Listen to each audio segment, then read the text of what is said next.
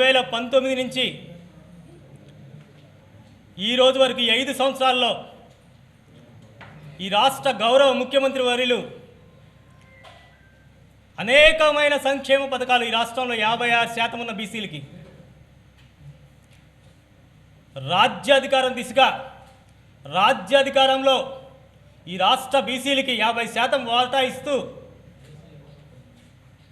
మంత్రివర్గంలో ఏ ముఖ్యమంత్రి కూడా చేయని విధంగా 11 మంది బీసీలను తీసుకున్నారు ఈ రాష్ట్ర ముఖ్యమంత్రి వర్యులు. అలాగే ఎమ్మెల్సీల్లో 19 మందిని, అనేకమైన వందలాది నామినేట్ పోస్టుల్లో 50% బీసీలకి వాటా ఇస్తూ మా అందరినీ రాజకీయంగా ముఖ్యమంత్రి గారు చేపట్టుకొని బీసీలని రాజ్యాధికారం అనే సింహాసనం మీద కూర్చోబెట్టారు. గడిచిన 77 సంవత్సరాల్లో ఏ ముఖ్యమంత్రి చేయని విధంగా బీసీ అనగానే బ్యాక్వర్డ్ కాదు, ఏ రాజకీయ పార్టీకైనా బ్యాక్ బోన్ అని చెప్పి ఈ రాష్ట్రంలో 56% ఉన్న బీసీలని వెన్ను తట్టింది ఒక్క జగన్మోహన్ రెడ్డి గారు మాత్రమే అని చెప్పి నేనైతే చాలా గర్వంగా చెప్తున్నాను. అనేక మందికి తన మంత్రివర్గంలో కీలక శాఖలు, ఇటుపక్క జోగి రమేష్ గారిని చూసుకోండి, కారుమూరి నాగేశ్వరరావు గారిని చూసుకోండి, అనిల్ కుమార్ యాదవ్ గారిని చూసుకోండి, విడుదల రజనమ్మ గారిని చూసుకోండి. చిన్న వయసులో విడుదల రజనీ గారికి కీలక శాఖ ఆరోగ్య శాఖ ఇవ్వడం జరిగింది, కీలక బాధ్యతలు అప్పచెప్పడం జరిగింది. బీసీ అంటే ఒక నమ్మకంతో తన మంత్రివర్గంలో తీసుకొని రజనమ్మకి కీలక బాధ్యతలు అప్పచెప్పడం జరిగింది. ఇలాగ రాష్ట్రంలో ఈరోజు చూసుకోండి, 2019 నుంచి 24 వరకు ఈ రాష్ట్రంలో 56% ఉన్న బీసీలకి డీబీటీ పథకం ద్వారా 1,77,000 కోట్ల రూపాయలు డీబీటీ ద్వారా బీసీలకి అందించాడు జగన్మోహన్ రెడ్డి గారు. అలాగే నాన్ డీబీటీ ద్వారా బీసీలకి 56,768 కోట్లు అందించాడు జగన్మోహన్ రెడ్డి గారు. నాడు నేడు కింద 31 లక్షల ఇళ్ల పట్టాలు కూడా అందించాడు బీసీలకి. అందులో 88% బీసీలకే లబ్ధి చేకూరింది. ఆసరా పథకంలో 77% బీసీలు లబ్ధి పొందారు. గోరుముద్ద తీసుకోండి, ఈరోజు ప్రభుత్వ పాఠశాలలో అత్యధికంగా బీసీ బిడ్డలే చదువుతున్నారు. ఒక్క గోరుముద్ద పథకం ద్వారా 7,264 కోట్ల రూపాయలు గోరుముద్ద పథకానికి విడుదల చేయడం జరిగింది. ఈరోజు ప్రభుత్వ పాఠశాలలో ఇంగ్లీష్ మీడియం కూడా బీసీలని, ఎస్సీ ఎస్టీ బీసీ మైనార్టీ వర్గాల్ని దృష్టిలో పెట్టుకొనే ఈరోజు ఇంగ్లీష్ మీడియం కూడా ప్రవేశపెట్టడం జరిగింది. ఇలా ఏ పథకం తీసుకున్న రాష్ట్రంలో నా ఎస్సీ, నా ఎస్టీ, నా బీసీ, నా మైనార్టీ వర్గాలని చెప్పి ఈరోజు సింహాసనం దిశగా ఈ 4 వర్గాల్ని శిఖర భాగాలు నిలబెట్టాడు ఈ జగన్మోహన్ రెడ్డి గారు. మరి ఈ రాష్ట్రంలో 56% ఉన్న బీసీలందరూ ఏక నిర్ణయం తీసుకోవడం జరిగింది. మరి ఇప్పటివరకు ఏ ముఖ్యమంత్రి చేయని విధంగా బీసీలని తన గుండెల్లో పెట్టుకొని రాజ్యాధికారం దిశగా నడిపించిన జగన్మోహన్ రెడ్డి గారిని తిరిగి ఈ రాష్ట్రంలో ఉన్న బీసీలే 175కి 175 స్థానాలు గెలిపించాలని చెప్పి మేమందరం నిర్ణయం తీసుకోవడం జరిగింది.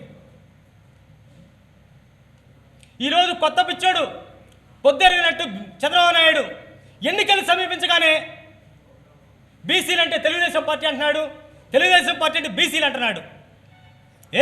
చంద్రబాబు నాయుడికి ఎన్నికలు సమీపించగానే బీసీలు గుర్తొస్తారా? ఈ 40 సంవత్సరాల్లో మా బీసీల్ని ఒక కార్యకర్తలాగా, ఒక జెండా మోసే కూలీలాగా వాడుకొని ఎన్నికలు అవ్వగానే డిష్యూ పేపర్ లాగా తీసి చెత్త కుప్పలో పడేస్తాడు చంద్రబాబు నాయుడు. ఇంకెంతకాలం మోసం చేయాలి ఈ రాష్ట్రంలో ఉన్న బీసీల్ని? ఇంకెంతకాలం వాడుకుంటాం మమ్మల్ని కార్యకర్తలాగా? ఈరోజు రాష్ట్రంలో ఉన్న ప్రతి బీసీ బిడ్డని మేము చైతన్యపరుస్తున్నాం. చంద్రబాబు నాయుడు ఏం చేశాడు? ఎలా మోసపోయాం చంద్రబాబు నాయుడు చేతిలో, పెత్తందారుల చేతిలో. రోజు సోషల్ మీడియా ద్వారా కానీ నిజమేంటి రాష్ట్రంలో బీసీలు తెలుసుకోగలుగుతున్నారు. 2019కి ముందేం జరిగింది? 2019 తర్వాత 5 సంవత్సరాల్లో బీసీలు ఎంత లబ్ధి చేకూర్చారనేది కళ్ళ కట్టినట్టు ప్రతి బీసీ బిడ్డ చూడగలుగుతున్నాడు. ఈరోజు 40 సంవత్సరాల ఇండస్ట్రీ, 40 సంవత్సరాల ఇండస్ట్రీ అంటున్నావు. ఒక్క పథకం చెప్పు, ఒక్క పథకం చెప్పమని రాష్ట్ర యువజన బీసీ యువజన అధ్యక్షుడిని ప్రశ్నిస్తున్నా సూటిగా. నీ 40 సంవత్సరాల రాజకీయ జీవితంలో ఒక్క పథకం కూడా చెప్పుకోవడానికి లేదు నీకు, ఒక్క పథకం కూడా లేదు. ఇంకెంతకాలం మోసం చేద్దామని వస్తున్నావు? మాకు మంచి అనేది జరిగింది. మమ్మల్ని రాజ్యాధికారంలో 50% వాటా చేస్తూ జగన్మోహన్ రెడ్డి గారు మమ్మల్ని సింహాసనం మీద కూర్చోబెట్టాడు. ఆర్థికంగా కానీ, విద్యాపరంగా కానీ, ఉద్యోగపరంగా కానీ అందలం ఎక్కించాడు జగన్మోహన్ రెడ్డి గారు. దయచేసి చంద్రబాబు నాయుడు గారు ఇక మోసం చేయొద్దు. మీరు మమ్మల్ని చేతులు జోడించి వేడుకుంటున్నాను. మాకనేది మంచి జరుగుతుంది ఈ రాష్ట్రంలో. 2019 నుంచి మా అభివృద్ధిని అడ్డుకోవద్దు. దయచేసి మా బీసీ పిల్లల భవిష్యత్తు దెబ్బతీయద్దు. ఈరోజు కొంతమంది బయలుదేరారు బీసీ సంఘాలని చెప్పి, బీసీ కులాల పేర్లు చెప్పి, ఎన్డీఏ కూటమికి మద్దతు అని చెప్పి బయలుదేరారు. ఏమయ్యా,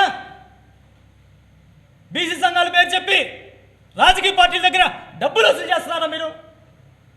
మరి జగన్మోహన్ రెడ్డి గారు ఈ 5 సంవత్సరాల్లో ఈ రాష్ట్ర బీసీల్ని భుజాల మీద మోసాడు కదా, మీ కంటికి కనిపించలేదని చెప్పి ఈ కొంతమంది బీసీ సంఘ నాయకులు అడుగుతున్నా నేను. రాజ్యాధికారం అనేది ఆ వజ్రాయుధం మీదే అని చెప్పి జగన్మోహన్ రెడ్డి గారు బీసీల్ని వెన్నుతట్టి ప్రోత్సహిస్తున్నారే. మరి మీరు బీసీ సంఘాల పేరు చెప్పి ఎన్డీఏ కూటమికి మద్దతు అని చెప్పి బయలుదేరారు ఎవరిని మోసం చేయడానికి. ఈరోజు రాజ్యసభ 8 ఉంటే అందులో 4 బీసీలకే ఇచ్చాడు జగన్మోహన్ రెడ్డి గారు. సీతా మస్తానరావు గారికి, మోపిదేవి వెంకటరమణ గారికి, పిల్లి సుభాష్ చంద్రబోస్ గారికి, అలాగే 40 సంవత్సరాలు బీసీ ఉద్యమం చేసినటువంటి ఆర్ కృష్ణయ్య గారికి, మున్సిపల్ కార్పొరేషన్ చైర్మన్స్ 13 ఉంటే అందులో 9 బీసీలకు ఇచ్చాడు. జడ్పీటీసీలు 13 ఉంటే అందులో 6 చైర్మన్లు బీసీలకు ఇచ్చాడు. వందలాది నామినేట్ పోస్టులు, వందలాది చైర్మన్ పోస్టులు. ఈరోజు బీసీలకి 2024 జరగబోయే ఎన్నికలలో 48 స్థానాలు బీసీలకు ఇచ్చాడు జగన్మోహన్ రెడ్డి గారు. 11 స్థానాలు పార్లమెంట్ స్థానాలు ఇచ్చాడు. మరి మీరు నిస్సిగ్గుగా చంద్రబాబు నాయుడుకి ఎలా మద్దతు తెలుపుతున్నారు? 34 స్థానాలు కూడా ఇవ్వని బీసీలకి, చంద్రబాబు నాయుడికి బీసీ సంఘాల పేర్లతో మీరు నిస్సిగ్గుగా ఎలా సపోర్ట్ చేస్తున్నారని చెప్పి ఈ బీసీ సంఘ నాయకులు కొంతమందిని అడుగుతున్నాను నేను.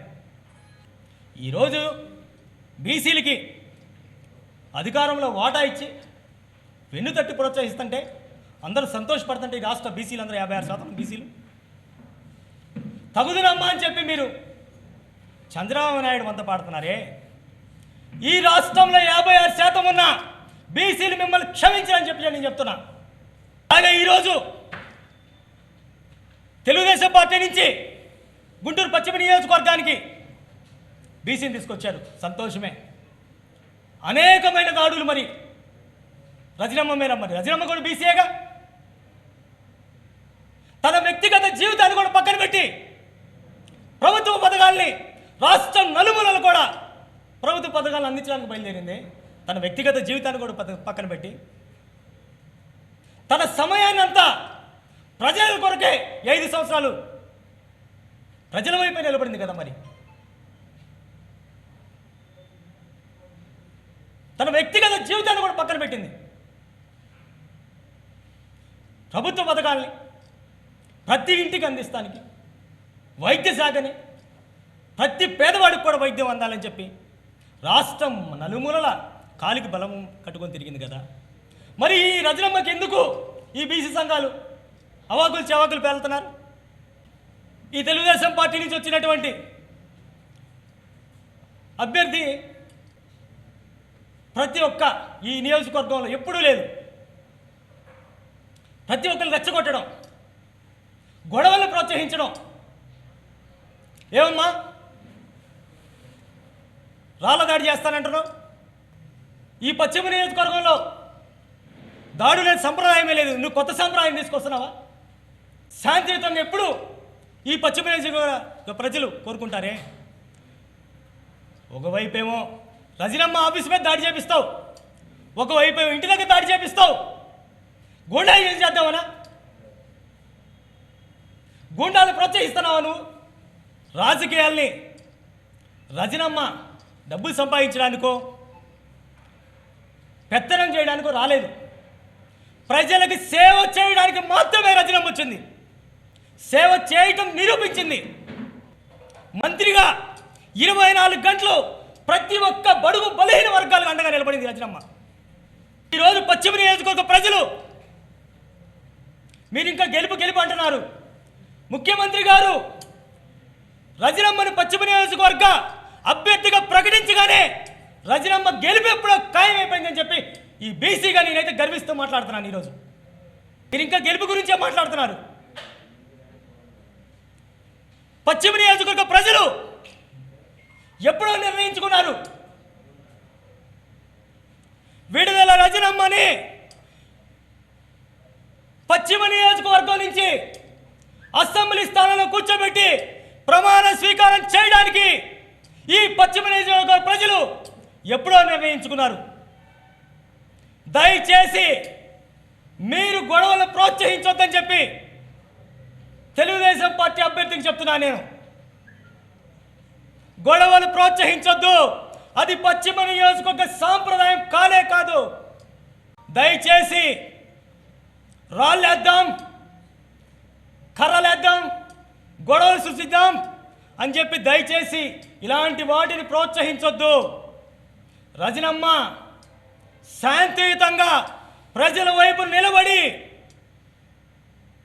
వాళ్ళ మనసులు కోనుకొని వాళ్ళు పక్షాన్ని నిలబడి వాళ్ళ సమస్యలు కనుక్కొని వాళ్ళ కష్టాల్లో భాగమై నిలబడి పోరాడుతుంది.